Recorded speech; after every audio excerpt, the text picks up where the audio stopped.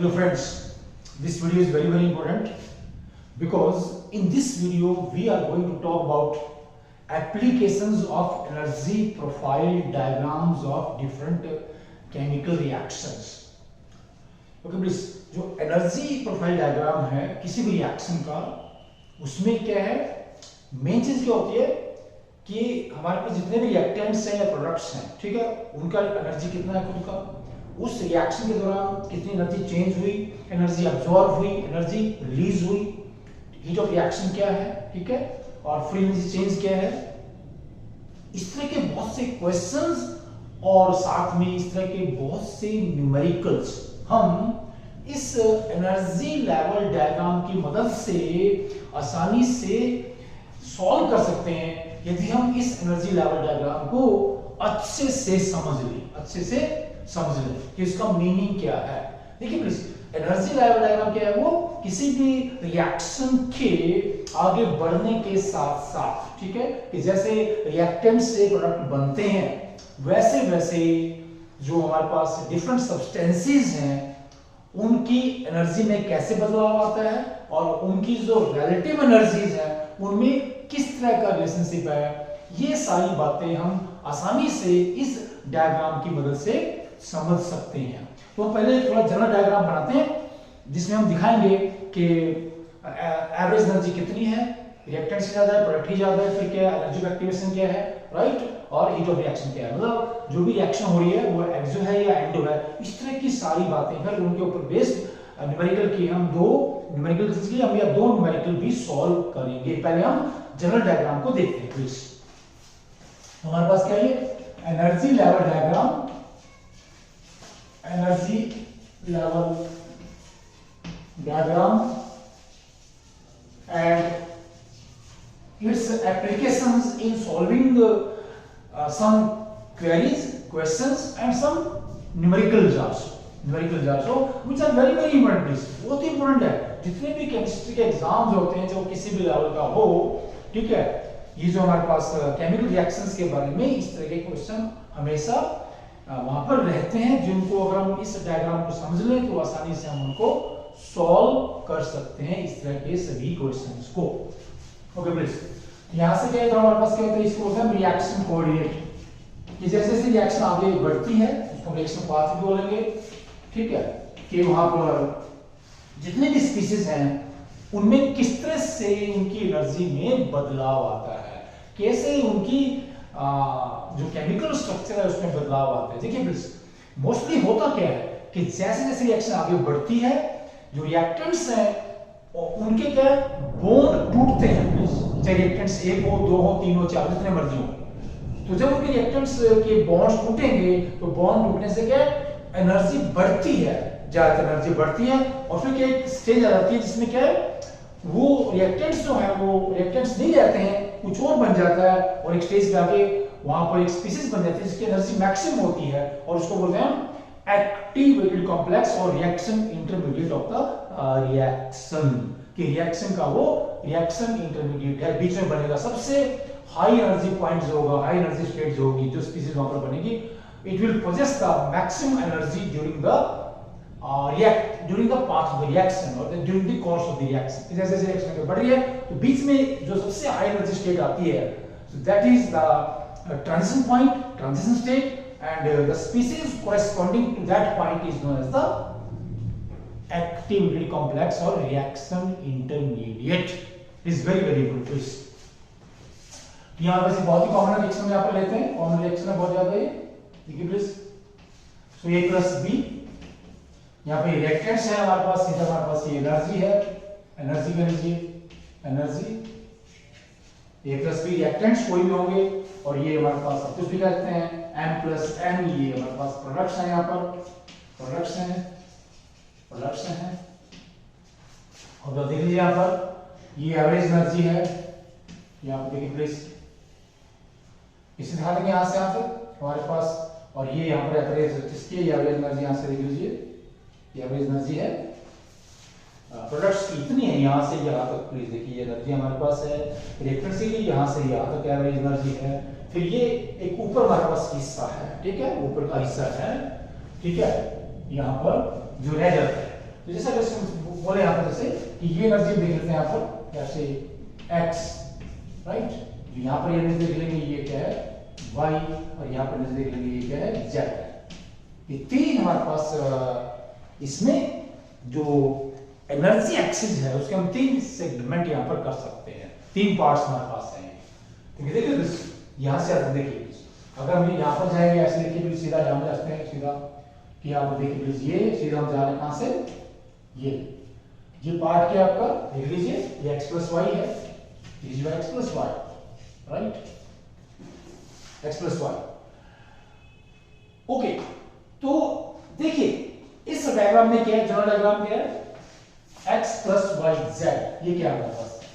Highest energy position है, highest energy position, highest energy point in the reaction profile diagram, x plus Y plus Z, ये वाला please, ठीक है। अब इस डायग्राम इधर से चलते हैं कि A और B रिएक्टेंट्स है, पहले हमारे पास A और B रिएक्टेंट्स है, तो ये उनकी जो हमारे पास Z प्लस Y है, ये इनके क्या है, यहां से ये वाली, ये एवरेज एनर्जी है, जो एनर्जी उनके पास है, द एनर्जी दे पोजेस। लेकिन यदि उनको प्रोडक्ट बनाना है वो यहां से इधर आएगा, ठीक है, तो वो एनर्जी को कितनी चाहिए, x plus Y plus Z, ये एनर्जी एक्टिवेशन है कि यहां से जो रिएक्टेंट्स है उनको प्रोडक्ट बनाने के लिए यहां से आना पड़ेगा। ये एनर्जी पॉइंट है या ये एनर्जी बैरियर भी कहते हैं इसको। बैरियर का मतलब क्या है, देखिए वो जो हाईएस्ट एनर्जी है उनके पास उतनी एनर्जी होनी चाहिए, अदरवाइज वो प्रोडक्ट नहीं बनाएंगे।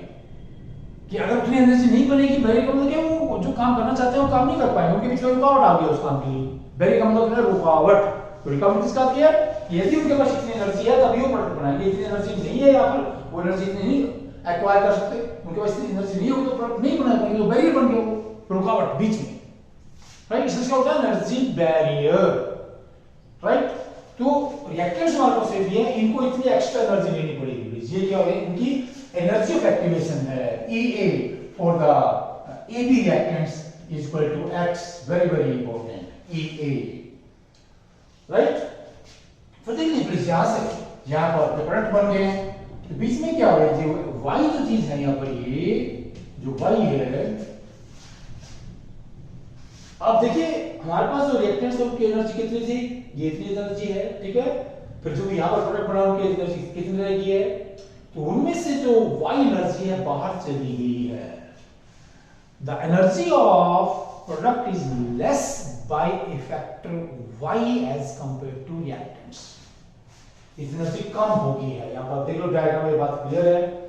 इसका मतलब क्या हुआ कि इतनी एनर्जी बाहर गई है क्योंकि प्रोडक्ट की एनर्जी कम है। कम कैसे होगी, यदि वो एनर्जी बाहर जाएगी, सराउंडिंग्स में जाएगी तभी कम होगी ना, तो बाहर गई एनर्जी।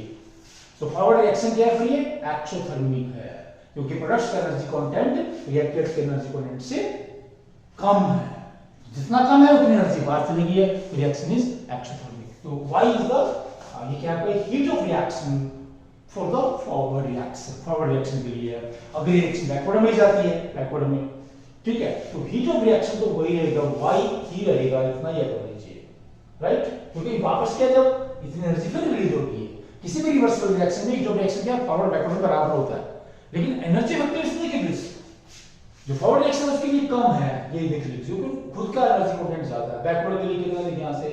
x प्लस y है ये please, E is equal to x plus y, x plus y, और जब किसी ये बैकवर्ड रिएक्शन है, ठीक है, इट बिकम्स एंडोथर्मिक क्योंकि उसमें क्या है, इतना एनर्जी कंटेंट बढ़ जाता है। बढ़ने वाला क्या है, उनमें एनर्जी जमा हुई है, एनर्जी एब्जॉर्ब हुई है। जब m और n a और b में तब्दील होंगे तो सराउंडिंग से कितना एनर्जी, ये देखिए y एनर्जी उनके अंदर स्टोर होगी, जमा होगी, तो डेल्टा एस वहां पर क्या positive, endothermic delta S positive होता है क्योंकि वहां पर हमारे पास क्या एनर्जी कंटेंट बढ़ता है, और वहां पर नेगेटिव होता है डेल्टा एस, एक्सोरिएक्शन में एक्सोरिएक्शन बाहर जाना बंद हो गया, तो वहां पर एनर्जी कंटेंट घटता है। घटना मींस नेगेटिव मींस घटना, पॉजिटिव मींस बढ़ना, ये सिंपल सी बात वहां पर होती है प्लीज। तो इस डायग्राम को फिर क्या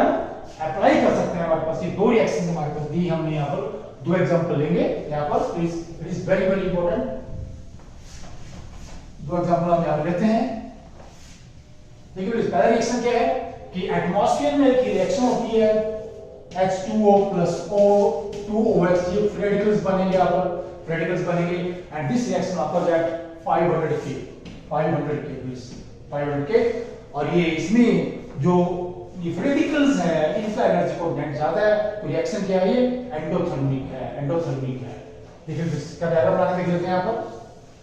एंडोथर्मिक हम कह रहे हैं यहाँ पर, देख लीजिए यहाँ पर आ गया आपके OH 2OH H2O plus O, इसने यहाँ पर क्या दिया है जो हमारे पास ये देखिए जो फॉरवर्ड रिएक्शन उसके लिए इसने दिया है energy of activation EA, energy of activation is 77 kilo joule, 77 kilo joule हमारे पास है, ये किलो जूल मोल इनवर्स में इसने यहाँ पर दिया है। तो इसने क्या दिया भाई हमारे पास जो आपका अगर ये यहाँ पर बैकवर्ड रिएक्शन होती है यहाँ पर, ठीक है, कि दो OH फ्री रेडिकल्स आपसे मिलके वापस क्या बनाते हैं वाटर और नेसेंट ऑक्सीजन बनाते हैं, ऑक्सीजन एटम बनाते हैं, इसमें इसने यहाँ पर दिया है ये 77, ओके प्लीज ये है 72, यहाँ पर क्या है ये 72 kilo joule mole inverse, okay please. अब यहाँ पर क्या है ये देख लीजिए, यहाँ से पूछ रहा है ये, यहाँ से ये डेल्टा H क्या है इस रिएक्शन में, डेल्टा H क्या है ये अगर हम यहाँ से ये रिएक्शन फॉरवर्ड रिएक्शन में होती है OH रेडिकल्स बनते हैं तो क्या वहां पर एनर्जी और होगी, राइट। अगर OH रेडिकल्स टकरा करके वापस क्या वाटर ऑक्सीजन बनाते हैं तो एनर्जी बाहर जाएगी, एनर्जी इंक्रीज होगी क्योंकि OH रेडिकल्स के कंपैरिजन में वाटर मॉलिक्यूल ज्यादा स्टेबल है, स्टेबिलिटी में क्या एनर्जी कंटेंट घट जाता है, जब कोई भी चीज स्टेबिलिटी की ओर जाती है तो उसका एनर्जी कंटेंट हमेशा घटता है। Whenever any system moves towards more energy, its stability decreases. Whenever it moves towards lower energy, its stability increases. Very important. Please, आप देख लीजिए कि वाटर हमारे पास क्या बहुत ही स्टेबल मॉलिक्यूल होता है as compared to OH free radicals. इसमें से क्या पूछा है कि यहाँ से जो बैकवर्ड रिएक्शन है 72 है, तो डेल्टा H क्या है यहाँ पर? सिंपल दोनों डिफरेंस ले लेंगे आप, ये देख लीजिए प्लीज, ये चीज यहाँ से क्या ये देख लीजिए, ये चीज है ना, ठीक है, ये इतना है राइट, और ये इतना कितना होगा, ठीक है, this 77 minus that is 72, that is 5 kilo joule, ये क्या है हीट ऑफ रिएक्शन है। चाहे आप मैंने भी बोला था कि ये बराबर होती है चाहे फॉरवर्ड में हो चाहे बैकवर्ड में। फॉरवर्ड में क्या होगा प्लीज देखिए, फॉरवर्ड क्या है that is endothermic, energy absorb हो रही है, बैकवर्ड क्या है दैट इज एक्सोथर्मिक, एनर्जी बाहर आ रही है, this is the only difference. तो इस तरह के मॉलिक्यूल्स बहुत ही ज्यादा इंपॉर्टेंट होते हैं। अब इसका दूसरा हमारे पास एग्जांपल है, वो भी बहुत ही कॉमन रिएक्शन यहां पर लेंगे, बहुत ही कॉमन रिएक्शन है वो, let's see that reaction between H2 and I2, बहुत ही कॉमन रिएक्शन है ये H2 and I2, ये गैसेस होते हैं at 100 degree means 373 kelvin temperature and what we get 2HI gas, okay this, और HI जो मॉलिक्यूल है that is more stable as compared to H2 and I2। इसको please देखिए यहां पर, और इसमें क्या दिखा रहा है ये देखिए, यहां पर ये उल्टा एग्जांपल है, ये प्लस H2 प्लस I2 की एनर्जी ज्यादा है, और जो हमारे पास जो HI बना है जो हमारे पास हाइड्रोस्टैटिक की एनर्जी कम है, ये एक से प्रोडक्शन। इसने क्या दिया यहां पर जो फॉरवर्ड रिएक्शन है, यहां पर इसका जो एनर्जी एक्टिवेशन है that is 163 kilo joule mole inverse, और हमारे पास जो बैकवर्ड रिएक्शन है इसका एंडोथर्मिक हमारे पास नहीं, प्लीज पूरी रिएक्शन हमारे पास ये होगी, देखिए प्लीज इसका जो एनर्जी एक्टिवेशन है that is your EA gas that is 184 kilo joule mole inverse. तो दोनों रिएक्शन उसने दिया है क्या, अगर पूछा है कि what is the heat of reaction for these two reactions, दो रिएक्शंस कौन सी है कि फॉरवर्ड में H2O मिलेगा HI बनेगा, आप ये बैकवर्ड रिएक्शन करते हैं या HI मॉलिक्यूल्स आपस में मिलकर वापस H2O बनाते हैं तब भी हीट ऑफ रिएक्शन क्या होगा। और हमने बोला कि हीट ऑफ रिएक्शन की न्यूमेरिकल वैल्यू में कोई चेंज नहीं आता है, न्यूमेरिकल वैल्यू वही रहेगी, लेकिन फर्क क्या आता है जो हीट ऑफ रिएक्शन है डेल्टा H उसका साइन बदल जाता है, ठीक है, न्यूमेरिकल वैल्यू वही रहती है। एंडो में हम चाहते हैं कि हीट एनर्जी एब्जॉर्ब होती है, राइट, जिससे सिस्टम में एनर्जी एंटर करती है, एक्सो में सिस्टम से एनर्जी बाहर जाती है, और बाहर जाने का मतलब क्या है, प्रोडक्ट की जो हीट एनर्जी है या हीट कंटेंट है या एनर्जी कंटेंट है वो घट जाता है। This is very important. देखिए टोटल हमारे पास ये देखिए, अगर हम इसको कहते हैं हमारे पास ये देखिए ये x प्लस ये x है y है, तो x ये है और x प्लस y क्या है, देख लीजिए x प्लस y है 184। हमने क्या निकालना है, y क्या निकालना है भाई, y delta x is equal to y, that is heat of reaction. x plus y is equal to 184, this is x plus y, ये दिया है 184। इधर के हमारे पास क्या है, देखिए please, this is your x that is your 163 and हमने क्या निकालना है, delta x y is equal to, this is your y is equal to, यहाँ देखिए please, x plus y minus x, यही तो बनेगा ना, x plus y minus x, so 184 minus that is your 163, that is your 21 kilojoule, right? Mole inverse. This is very important. ठीक है, ये mole inverse बात की बात है, उसमें देख लें कैलकुलेट करके, ये उसमें देखना होता है कि जब भी जो हीट चेंज होगा, ठीक है, उसमें कितने मोल्स बने हैं, ठीक है, ये मतलब जो है कितने मोल रिएक्ट हुए हैं, और हम रिपोर्ट जो वैल्यू करते हैं पर मोल रिपोर्ट करते हैं, पर मोल रिपोर्ट करते हैं, तो उसमें कोई कंफ्यूजन नहीं होना चाहिए,